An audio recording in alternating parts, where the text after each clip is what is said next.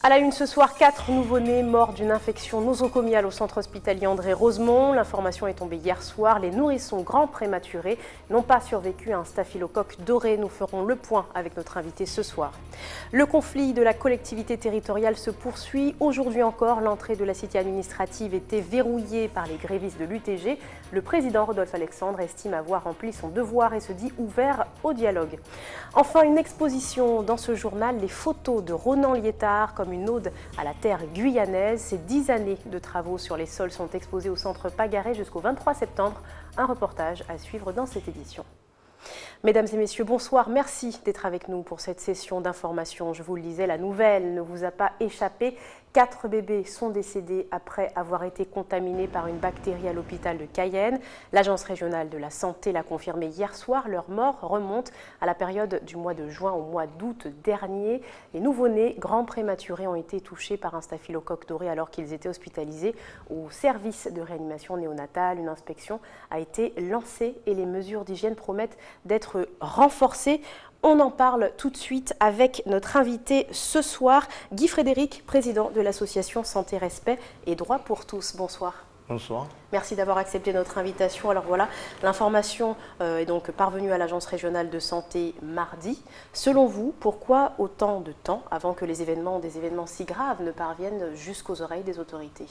Oui, en fait, ce qui est important,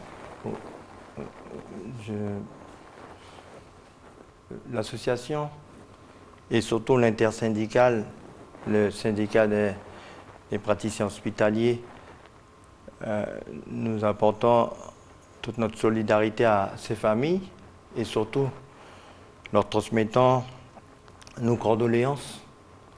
Parce qu'au-delà du fait qu'ils soient des nourrissons, ou même s'ils sont des très grands prématurés, mais il n'y a aucune raison. Et en fait, si la prise en charge, normalement, dans sa procédure normale, si l'hygiène dans la procédure normale était respectée, on n'aurait pas eu ce drame-là. C'est comme quand vous parlez, je vous ai entendu parler de 4, mais il n'est pas sûr que ça soit 4 seulement. Alors peut-être que justement, on en revient à ma question. Oui. Selon vous, pourquoi autant de temps avant qu'on apprenne cette nouvelle? L'Agence régionale de santé dit qu'ils ont eu cette information le 6 septembre, c'est-à-dire mardi, alors qu'on parle de décès qui seraient intervenus entre le mois de juin et le mois d'août. Entre le 23 juin et le 29 août. Pourquoi on peut se poser des questions. Je suis un peu gêné à m'exprimer parce qu'en fin de compte, je ressens et je ne peux pas mesurer la souffrance, la douleur, le chagrin des parents. Déjà, ça a été une difficulté pour ces parents-là. On parle de prématurés de 26 semaines. On parle de bébés qui avaient à peine 1 kilo. Tout à fait. Vous rendez compte, en fait, la difficulté de ces bébés-là. Ils arrivent déjà, ils n'ont pas demandé à venir, mais ils arrivent avec cet handicap.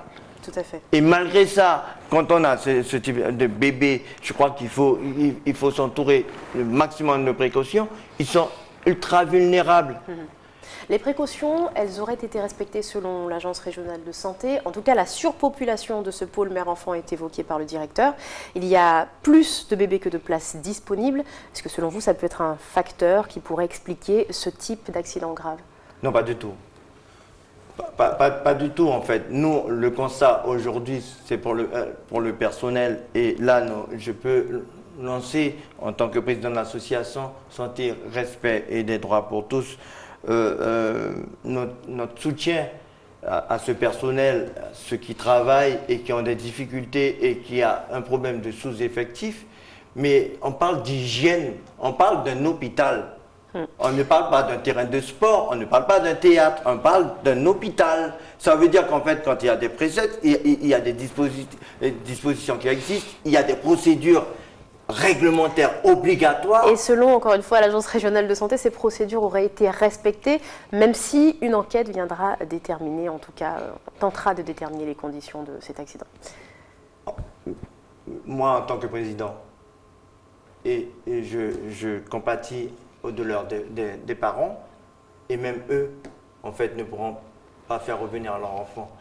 Mais je suis désolé, en fait, les enfants ont été atteints par une maladie musocomiale, une maladie qu'on retrouve dans les hôpitaux. Tout à fait. Ça veut dire qu'en fin de compte, il existe, le risque zéro n'existe pas, mais si selon on vous, il aurait de fallu... précaution, si on prend des dispositions, si D'accord. on respecte la procédure et l'hygiène, surtout pour ces bébés-là, ben, ça ne veut pas dire qu'en fin de compte, par rapport à la vulnérabilité de et à l'enfant. leur naissance prématurée, on parle de grands prématurés. Oui, mais tout à fait. est-ce que parce qu'ils sont des grands prématurés, en fin de compte, ils étaient obligés d'attraper une maladie musocomiale? Non. Alors, on verra effectivement avec les résultats de l'enquête prochainement. En tout cas, finalement, ce triste événement rappelle ce que vous avez déjà signalé à plusieurs reprises avec l'intersyndicale.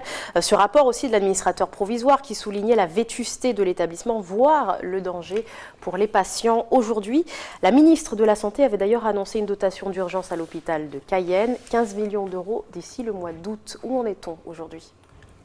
Alors, en fait, on est face à des vendeurs de tapis.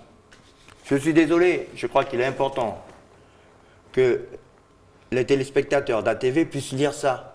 Ce n'est pas nous qui avons écrit ça.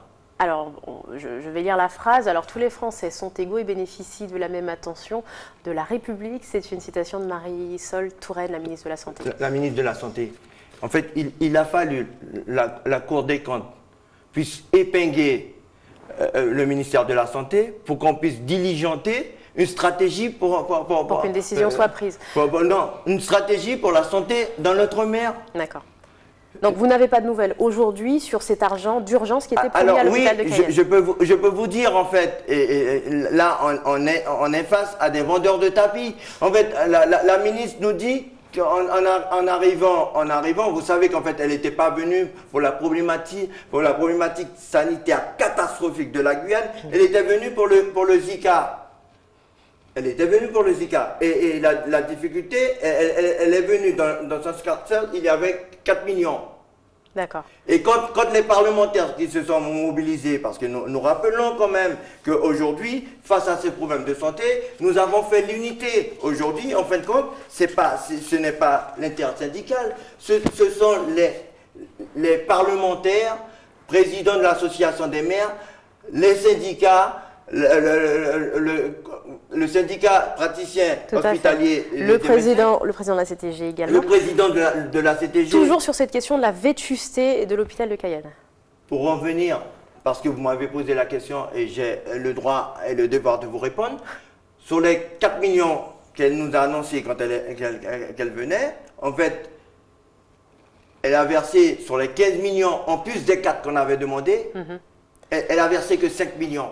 Aujourd'hui, elle dit... À ce jour, donc, l'hôpital n'a que 5 millions. Oui, alors les 4 millions qui ont été versés, l'annonce de son arrivée, les 5 après, et qui fait qu'aujourd'hui, l'hôpital se base sur un prêt de 21 millions qu'il y avait à l'invité. Est-ce que les associations, est-ce que peut-être l'intersyndicale sont prêts à nouveau à se mobiliser ou à tenter une action, laquelle, à vous de nous le dire, pour rappeler ce besoin de l'hôpital de Cayenne? Mais... Vous croyez qu'en fait que c'est l'intersyndicale, c'est le syndicat des médecins ou les associations seulement qui sont concernées par la problématique santé dans ce pays-là? En tout cas, il relaie vis-à-vis de la population, le mouvement. La santé, c'est la vie des gens. Aujourd'hui, est-ce que nous allons nous contenter à compter les morts, qu'ils soient adultes, enfants ou nourrissons, ou est-ce qu'on va réagir? Et là, quand on a rencontré des sénateurs qui sont de passage, dont le président du groupe socialiste au Sénat, nous rappelons que le Sénat est de droite, ben, il nous disait qu'en fin de compte, oui, la situation, mais bon, la différence qu'il y a chez eux, c'est qu'en fait, quand l'hôpital de proximité on ne peut pas se faire soigner. Il y en a un autre. Donc la situation ne paraît pas alarmante vue d'ailleurs, on va dire. Oui, en fait. C'est l'idée. Merci en tout cas, Monsieur Frédéric, d'avoir répondu à nos questions. Nous allons devoir poursuivre avec l'actualité sociale. Pas d'avancée dans le mouvement qui oppose le syndicat UTG au président de la CTG.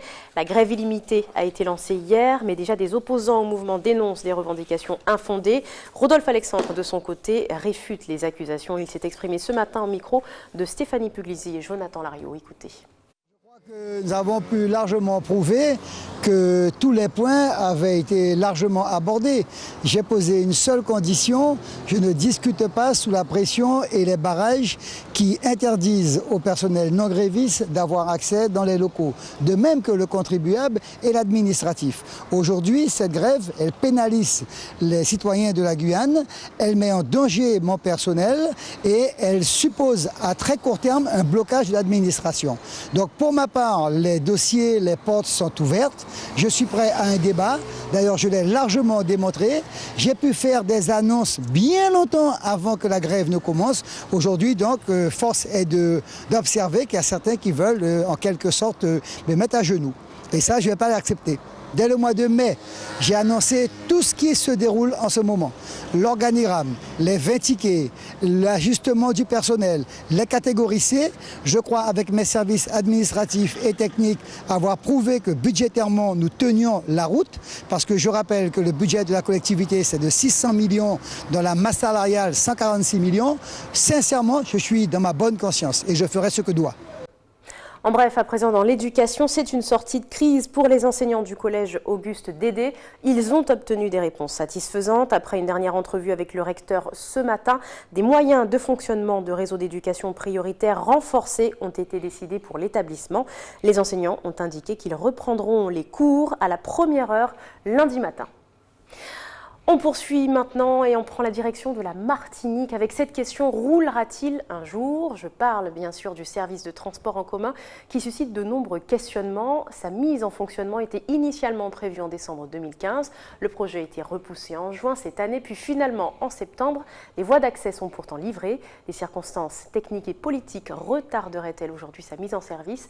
Le réseau restera-t-il fantôme? Des questions auxquelles répondent Frédéric Mazy. Croisera-t-on bientôt le TCSP sur nos routes? Les voies d'accès sont livrées depuis déjà quelques mois, mais pas l'ombre d'un bus à l'horizon. Après un chantier titanesque, les Martiniquais s'interrogent. Moi, je me demande qu'est-ce qu'on attend. Le souci, il est où? S'il est possible, au niveau de l'emploi, s'il est au niveau finances, s'il est au niveau des moyens. Donc s'il reste beaucoup de choses à faire, de mise en place par exemple. Je ne comprends pas, ça met beaucoup de temps. Et on voudrait avoir un peu plus d'explications par rapport à ça. Les travaux ont été faits, donc maintenant il est urgent d'avoir ce moyen de transport. On se pose des questions, mais les réponses, c'est surtout au niveau politique, je pense. C'est sur les réseaux sociaux que Daniel Marie-Sainte a souhaité s'exprimer. Il indique que la CTM n'a pas gardé les clés de la maison TCSP. Nos appels pour avoir une interview du politique sont restés sans succès. Pour l'opposition, la collectivité entrave l'avancée de la mise en place du TCSP. Le PPM ne comprend pas pourquoi la CTM ne signe pas de convention avec les partenaires qui mettront en place le trafic des bus.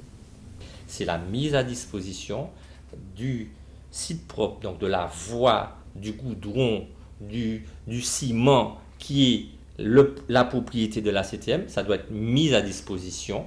Toute la partie dont la CTM est propriétaire doit être mise à disposition du syndicat mixte, du TCSP, de façon à ce qu'on puisse engager ensuite la mise à disposition de cette voirie vers la CFTU pour qu'elle puisse commencer à mettre les bus dessus.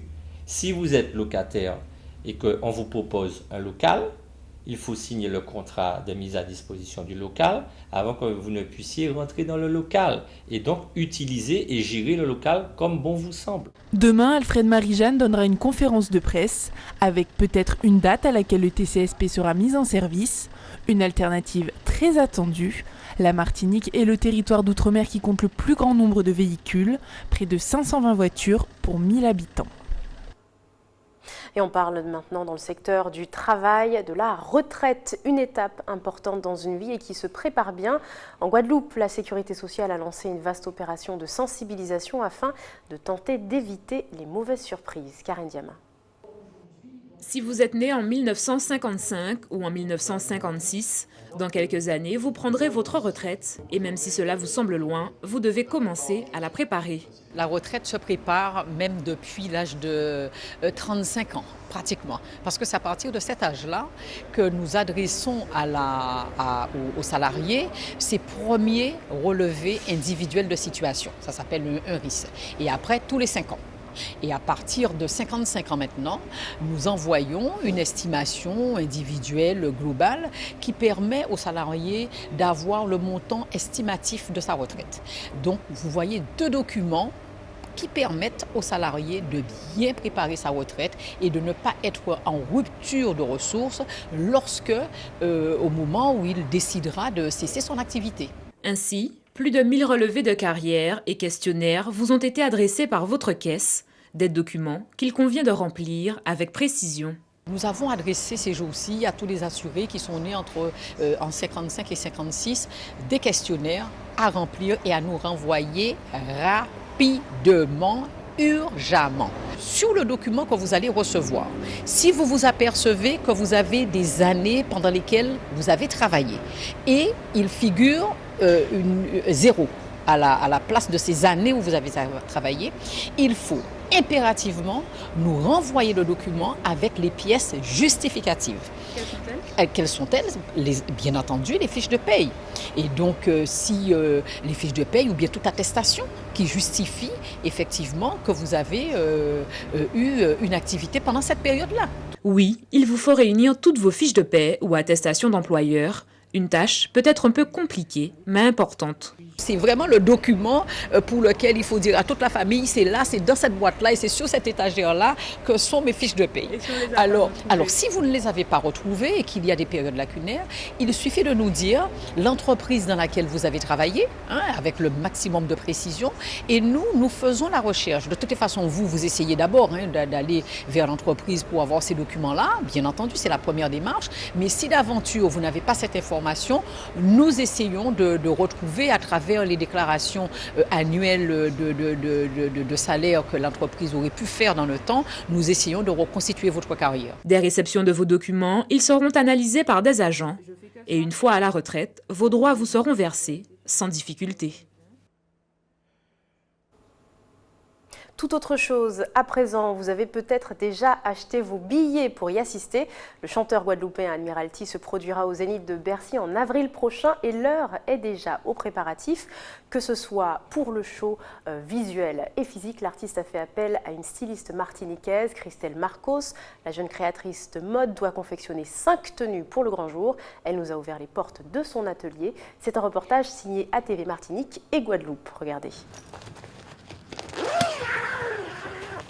Dans cette housse, une pièce unique, des heures de travail satiné et brodé sur mesure. Donc voilà le dos en fait de la tenue. Et donc voilà, c'est un motif que j'ai dû broder à la demande de l'artiste, car il souhaitait en fait quelque chose en particulier dans le dos de sa veste. Et donc voilà, c'est un petit rappel d'un peu tous les détails qu'il y a sur la veste. Du podium à la scène, c'est la première fois que la jeune styliste formée à Paris s'essaie à l'exercice. 5 tenues pour 5 tableaux, uniques, futuristes et haute couture. Je voulais quelque chose de classe et d'assez impérial, on va dire, un style vraiment haute couture.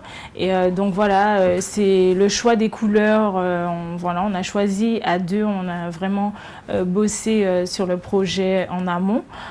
J'ai fait des croquis, j'ai fait plusieurs propositions et on s'est arrêté sur celle-ci qu'ils ont choisi tous les 2. Des commandes comme celle-ci, c'est pas tous les jours. Donc moi j'aime tout ce qui est créatif et original et moi ça m'apporte un plus. Allô, oui Christelle, alors tu vas bien? Ouais, tu as vu les commentaires sur la vidéo. Avant de traverser l'Atlantique pour le grand show parisien, le costume a fait escale en Guadeloupe, le temps d'une séance photo, un teaser qui fait déjà le buzz sur les réseaux sociaux. Certains y voient une référence au roi de la pop. À la base, on n'a pas pensé à Michael Jackson, c'était pas la direction qu'on lui avait donnée.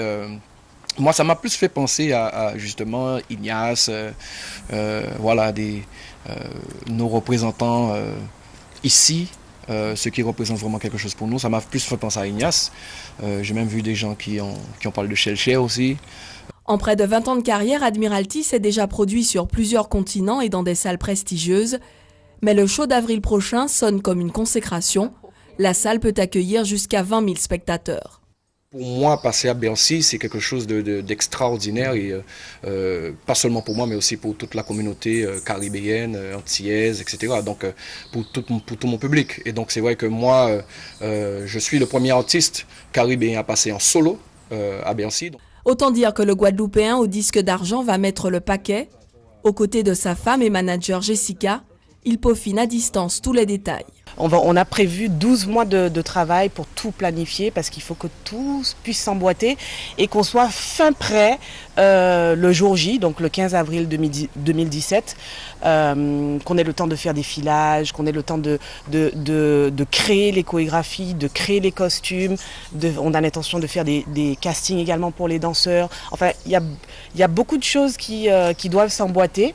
Et donc il faut s'y prendre à l'avance. C'est vrai que tout le temps nous entendons parler des concerts à Beyoncé, concerts à Chris Brown, etc. Bon, les gens qui ont l'habitude de me venir me voir en spectacle, que ce soit lors de mes précédents zéniths, ils savent que nous, quand on fait des spectacles, c'est vraiment des spectacles, ce sont des spectacles, c'est pas juste des concerts. Et donc là, vraiment, on veut montrer que voilà, quoi, les Caribéens représentent, et que ce n'est pas seulement les Américains ou bien les étrangers qui peuvent faire des spectacles à ce niveau. Les billets sont en vente depuis le 27 avril dernier. Prix des places de 40 à 60 €. 15 avril 2017.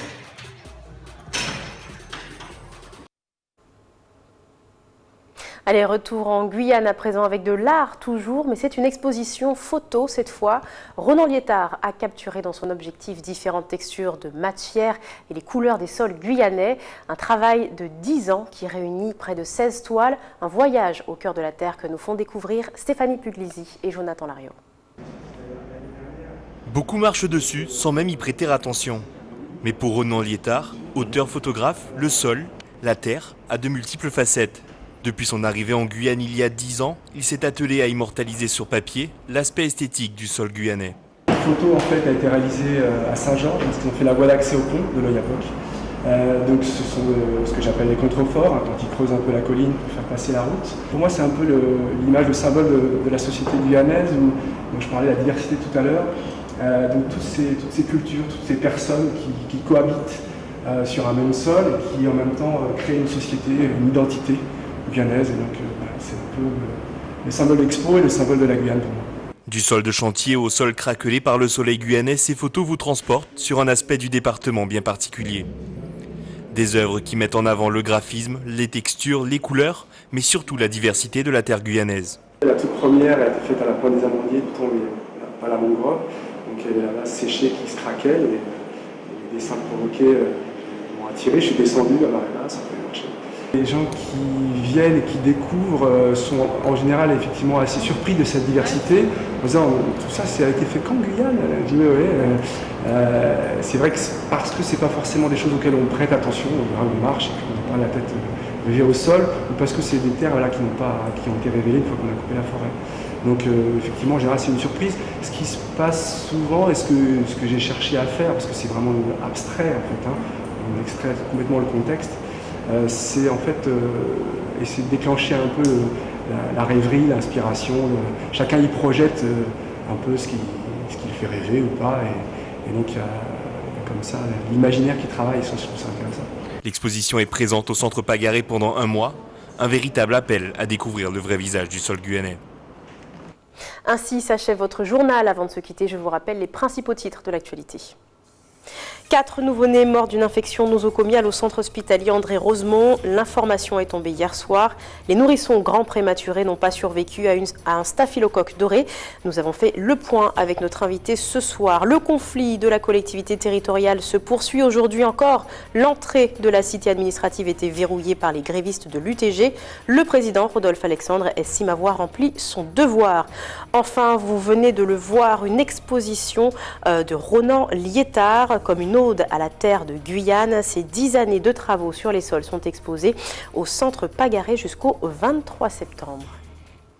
Merci de nous avoir suivis. Dans un instant, l'info continue avec le journal de BFM TV. Puis les programmes continuent sur votre antenne à TV Guyane. Très bonne soirée à vous, bon week-end, à lundi.